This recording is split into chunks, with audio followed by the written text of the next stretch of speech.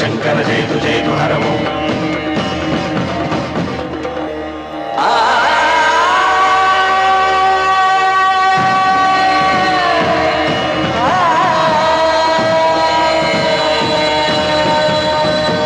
జయతు హే శంభో శంకర జయతు హర ఓం జయతు హే శంభో శంకర.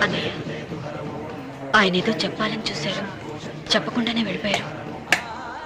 ఇన్ని సంవత్సరాలుగా స్వామి శివుని తప్ప మానవుడిని కంటితో చూడలేదు.